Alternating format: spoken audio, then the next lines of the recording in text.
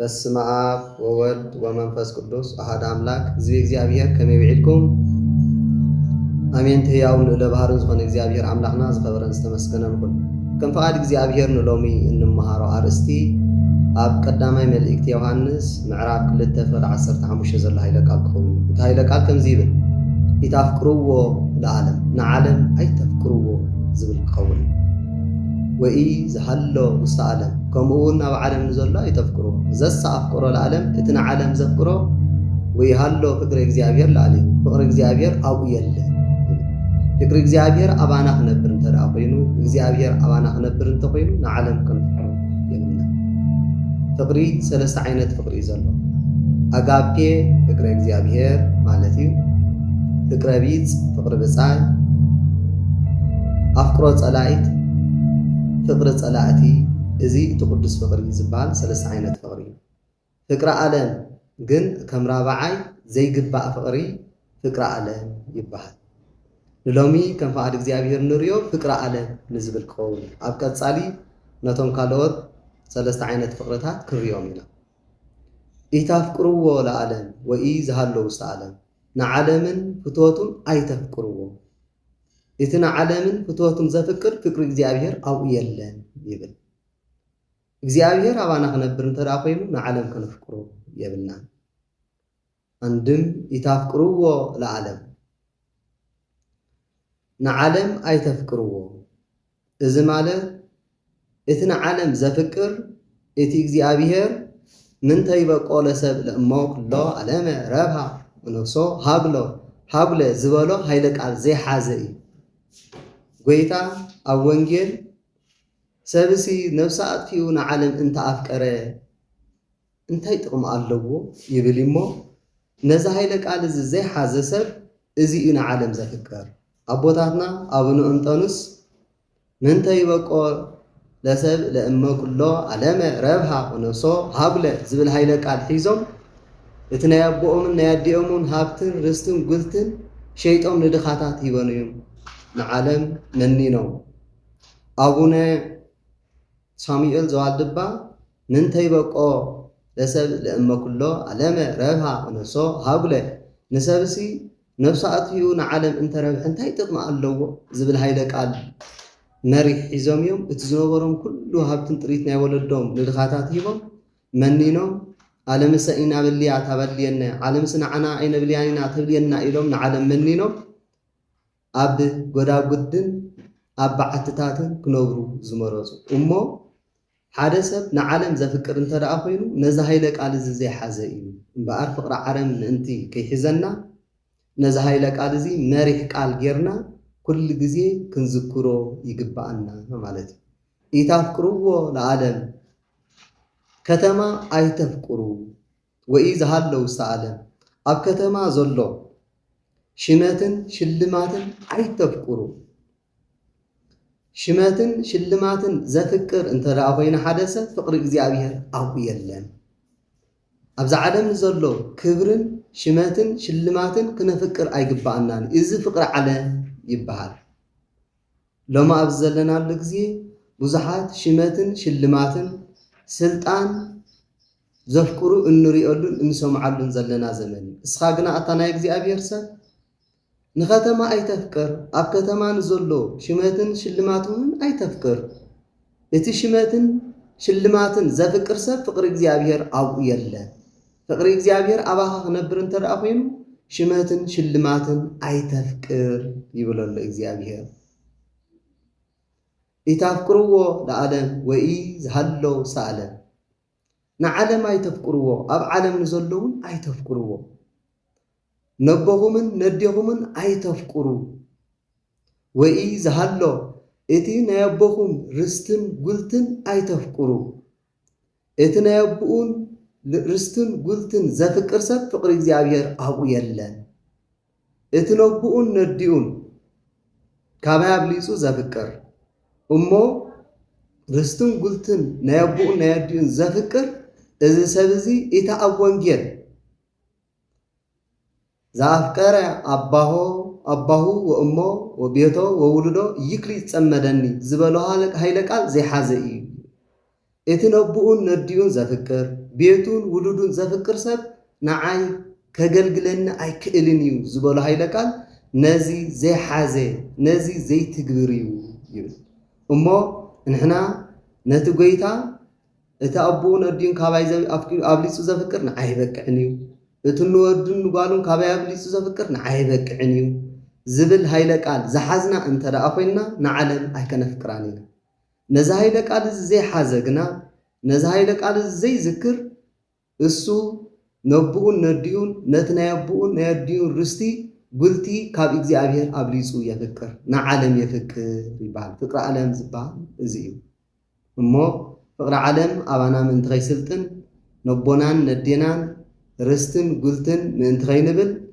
ርስትን ጉልትን ዝኾነት ኣምሳያ ርስትን ጉልትን ዝኾነት መንግስተ ሰማያት ኣብ ክንዲ ኣቦን ኣደን ዝኾነ እግዚኣብሔር ኣብ ክንዲ ሓውን ሓፍትን ዝኾኑ መላእክት ጻድቃን ሰማይት ኣብ ሰማያት ኣለውና እሞ ኣብዚ ዓለም ንዘሎን ነዚ ዓለም እዝን ኣይነፍቅር እዩ አንድም ኢታፍቅርዎ ለዓለም ወይ ዝሃሎ ውስተ ዓለም ንዓለምን ኣብ ዓለምን ዘሎን ኣይተፍቅርዎ እዚ ማለት ንስጋኹም ኣይተፍቅሩ እቲ ንስግኡ ዘፍቅር እሱ ፍቅሪ እግዚኣብሔር ኣብኡ የለን ኢታፍቅርዎ ለዓለም ንስጋኹም ኣይተፍቅሩ ወይ ዝሃሎ ውስተ ዓለም መስተን ብልዕን ኣይተፍቅሩ ስራይ ሰርቪና ከነብልዕ መርዚ መሪዝና ከነስቲ ኣይትበሉ እቲ ከምዚ ዝገብር ሰብ ፍቅሪ እግዚኣብሔር ኣብኡ የለን ይብል ስጋና ዓቢሩ ከነርጉዶ ረጉዱ ከነቕጥኖ ጸሊሙ ከነቕይሖ ቀይሑ ከነጸልሞ ዝብል ሰብ እንተሎ እዚ ፍቅሪ ዓለም ዘለዎ እዩ እምበኣር ኢታፍቅርዎ ለዓለም ንስጋኹም ኣይተፍቅሩ ቀጢኑ ከነርጉዳ ኣይትበሉ ረጉዱ ከነቕጥኖ እውን ኣይትበሉ ጸሊሙ ከነቕይሖ ኣይትበሉ ቀይሑ ከነጸልሞ እውን ኣይትበሉ እዚ ከም ዝገብር ሰብ ፍቅሪ ዓለም ዘለዎ እዩ ፍቅሪ ዓለም ዘለዎ እዩ ከም ዝገብር እሞ ከምኡ ኣይትግበሩ እዚ ከም ዝገብር ሰብ እቲ ወልደ እግዚአብሔር ኢየሱስ ክርስቶስ ኣብ ጳውሎስ ሓዲሩ ዝበሎ እስመ ህሊናሁ ለነፍሳቲነ ጸሩ ለእግዚአብሔር ሕልናና ናይ እግዚአብሔር ሕልና ነፍስና ናይ እግዚአብሔር ጸላኢ እዩ ዝበሎ ዘይሓዘ ሰብ እዩ ሕልና ናይ ወዲ ሰብ ናይ እግዚአብሔር ጸላኢ እዩ ስለዚ ሕልናና ስጋው ሕልናና ናይ እግዚአብሔር ጸላኢ እዩ ስለዝኾነ ፍትወት ስጋና ገቲእና ድሌት ስጋና ገዲፍና ድሌት ነፍስና ክንገብር እሞ እግዚአብሔር ክምሕረና እግዚአብሔር ፍቅሩ ኣባና ክሕድረልና ምእንቲ ነቲ ሐዋርያ ቅዱስ ጳውሎስ ዝበሎ ዘይሓዘ ሰብ እዩ እሱ እዩ ኣነ ቀጢነ ክረጉድ ረጉደ ክቐጥን ጸሊመ ክቐይሕ እናበለ ዝጭነቕ ፍቅሪ ዓለም ዘለዎ ሰብ እዩ ከም ዝገብር እሞ ንዓለም ኣይተፍቅርዎ ዓለምን ፍትወትን ሓላፊ እዩ እሞ ንዓለም ኣይተፍቅርዎ እቲ ንዓለም ዘፍቅር ፍቅሪ እግዚአብሔር ኣብኡ ስለዘየለ አንድም ኢታፍቅርዎ ለዓለም ንዓለም ኣይተፍቅርዎ ወርቅን ብሩሩን ኣይተፍቅሩ ወይ ዝሃሎ ውስተ ዓለም መርዚ መሪዝና ስራይ ሰሪና ሰብ ከነጥፍእ ኣይትበሉ እቲ ወርቅን ብሩሩን ዘፍቅር ሐዋርያ እቲ ጎይታ ኣብ ወንጌል ኢታጥርዩ ወርቀ ወብሩረ ዝበሎ ሃይለ ቃል ዘይሓዘ እዩ ኣብ ወንጌል ጎይታ ወርቅን ብሩሩን ኣይተጥርዩ ዝበሎ ሃይለ ቃል ዘይሓዘ ሰብ ንሱ እዩ ወርቅን ብሩሩን ዘፍቅር ንስኻትኩም ግና ኣቱም ናይ እግዚአብሔር ዝኾንኩም ወርቅን ብሩሩን ኣይተፍቅሩ ወርቅን ብሩሩን ዝደሊ ሰብ መርዚ መሪዙ ሰብ ክቐትል ስራይ ሰሪዩ ሰብ ከጥፊ እዩ ዝሓስብ እቲ ፍቅሪ እግዚአብሔር ዘይብሉ ኣብ ኣምልኮተ እግዚአብሔር ዘየለ ሰብ ስራይ ከኣራሪ መርዚ ክምርዝ እሞ ነቶም ካባዩ ልዕሊኦም ካባዩ ህብቱሚኦም ካባዩ በልፂኦም ዝበሎም ንዖም ኣጥፊዩ እሱ ዝበለፀ እሱ ዝሃብተመ እሱ ዝለዓለ ክኸውን እዩ ዝደሊ ማለት እዩ ከምዛ ኣብ ግዜና ትጋገዩለኹም ዓገብ እንተበልናዮም ስራያት ደልዮም ክንስረየኩም ዝብልና እግዚአብሔር ሓይሊ ተዝህቦ ሓንቲ ለይቲ እኳ ኣይምሕደሩናን መጥፉእና ነይሮም እግዚአብሔር ግን ሓይሊ ኣይህቦም እመ እግዚአብሔር ሃሎ ምስሌለ መን ይክለኒ እግዚአብሔር ምሳናት ኮይኑ ምን ይዝኽእለና ፍቅሪ እግዚአብሔር ዘለዎ ሰብ ስራይ ሰርዮም መርዝ መሪዞም ክቆትልዋ ኣይክእሉን እዮም ፍቅሪ እግዚአብሔር ዘይብሉ ፍቅሪ ዓለም ዘለዎ ግን ከምኡ ክገብርዎ ይኽእሉ እዮም ስለዚ ኢታፍቅርዎ ለዓለም ንዓለም ኣይተፍቅርዎ ዝብሎ ዘሎ ነዚ ከመይ ከምቶም ክልተ ኣሕዋት ብፍቅሪ ብስኒት ዝነብሩ ንእግዚአብሔር ዘስምሩ ኣብ በረኻ ዝነብሩ ነበሩ ይብል ክልቲኦም ክፋቐሩ እንከለዉ እቲ ሓደ ወፂኡ በረኻ በፂሑ ክመፅእ እንከሎ እቲ ኣብ ቤት ዘሎ ሓወይስ እንታይ ኮን ረኺብዎ ይኸውን ኣራዊት ዶ ይረኽቦ ይኸውን ኢሉ ኩሉ ግዜ ይጭነቕ ነበረ እቲ ሓደ ብግዚኡ ምስ መፀ ንፅባሕ እቲ ሓደ ተወፊሩ ከምኡ ይጭነቕ ነበረ ካብ ዕለታት ሓደ መዓልቲ ግን ፀላእ ሰናያት ድስቲ ሙሉእ ወርቂ ኣብ መንጎኦም ኣቐመጠሎ ነዚ ወርቂ እዚ ምስ ረኣዩ እቲ ኣብ መንጎኦም ዝነበረ ፍቅሪ ክጠፍእ ጀመረ ፍቅሪ ዓለም ኣብኦም መፀ ኢታፍቅርዎ ለዓለም ዝብሎ ነዚ ፍቅሪ ዓለም መፀሞ እቲ ሓደ ሓው ኣነሲ ሓወይ እንተዝሞተለይ ነዚ ወርቂ ሒዘ ኣብ ከተማ ማኣተኹ ብሓጎስ ብደስታ ከዓ ምነበርኩ ይብል እቲ ሓደ እውን ከምኡ ሓወይ እንተዝመውትሲ ነዚ ወርቂ ሒዘ ኣብ ከተማ ማኣተኹ ብሓጎስ ብደስታ ከዓ ምነበርኩ ኢሉ ናይ ሓው ሞት ዝምነ ኮነ ይብል ፍቅሪ ዓለም ዘለዎ ሰብ መት ሓዊ እዩ ዝምነ መት ብፃዩ እዩ ዝምነ ከምዚ ኢሎም ክምነዩ እንከለዉ ነቲ ሓደ ኮሶ ነቲ ሓሰኻ ኣብ ከብዱ ይረኣዮ እሞ መድሃኒት ናይ ኮሶ በፅቢፅካ ኣስትየኒ ይብሎ ሕራ ኢሉ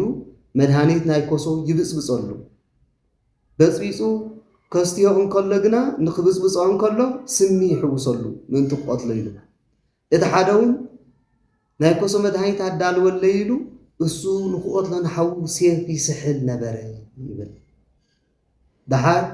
እቲ ኮሶ በፅቢፁ ዘዳለወ ስምዒት እዩ ሓወይ መድሃኒትካ ኣዳልየልካ እሞ ንዓ ናይ ኮሶ መድሃኒትካ ስተ ይብሎ ሕራ ኢሉ ይመፅእ ንህልካ ስተ ይብሎ እሞ እስኻ ሓፍ ኣቢልካ ኣስትየኒ ይብሎ ሕራ ኢሉ ከስትየ ኢሉ ሓፍ ሰበለ ሴፍ ሓቢሉ ፀኒሑ ክሳዱ ይሞትሮ በዚ ከዓ ንሓዊ ይቆትሎ ምስ ቀተሎ ሓወይ ሜትለ እዩ ኣነ ከዓ ዝወርቂ እዚ ሸሓኑ ሙሉእ ድስቲ ሙሉእ ወርቂ ሒዘን ኣብ ከተማ ኣትየ ብሓጎስ ብደስታ ክነብር እየ ይብል እምበኣር እቲ ሓወይ ዘዳለወለይ መድሃኒት ናይ ኮሶ ሰትየ ኮሶይ ከጥፍኡ እሞ ከተማ ከኣትየ ኢሉ ነቲ መድሃኒት ምስ ሰትዮ ንሱ እውን ይመውት እቲ ኣይወሰዶ እቲ ወርቂ ኣብኡ ይተርፍ ነዚ እዩ እስመ ወርቅ ወብሩር ለሰይጣን ኤረጉ ዝብል ኣብ መልክዕ ኪዳነ ምህረት ወርቅን ብሩርን ናይ ሰይጣን መስዋእቲ እዩ ነዚ ቅዱስ ጳውሎስ ናብ ጢሞቴዎስ ኣብ ዝለኣኾ መልእኽቲ ገንዘብ ስርኩል ሓጢኣት እዩ ገሊኦም ገንዘብ ክረኽቡ ክብሉ ኣብ ርእሶም ቁልጡፍ ጥብዓት ኣምፅኡ ይብል እሞ ኢታፍቅርዎ ለዓለም ንዓለም ኣይተፍቅርዎ ወርቅን ብሩርን ኣይተፍቅሩ ፍቅሪ እግዚኣብሔር ኣባኹም ክነብር እንተደኣ ኮይኑ እግዚኣብሔር ኣባኹም ክነብር እንተኮይኑ ፍቅሪ ዓለም ክህልወኩም የብሉን ካብ ፍቅሪ ዓለም ክትርሕቁ ኣለኩም ይብል እሞ እግዚኣብሔር ፍቅሪ እዩ እቲ ፍቅሪ ዝኾነ እግዚኣብሔር ኣባና ክነብር እንተደኣ ኮይኑ ንዓለም ከነፍቅራ ኣይግባአናን ንዓለምን ኣብ ዓለም ንዘሎ ንኩሉ ፍትወታት ከነፍቅር ኣይግባአናን እግዚኣብሔር ኣባና እንትክነብር ነዚ ክንገብር ናይ እግዚኣብሔር ምሕረት ናይ ቅድስተ ቅዱሳን ድንግል ማርያም ጸሎት ናይ ኩሎም መላእክት ጻድቃን ሰማዕት ኣማላድነት ምሳና ይኹን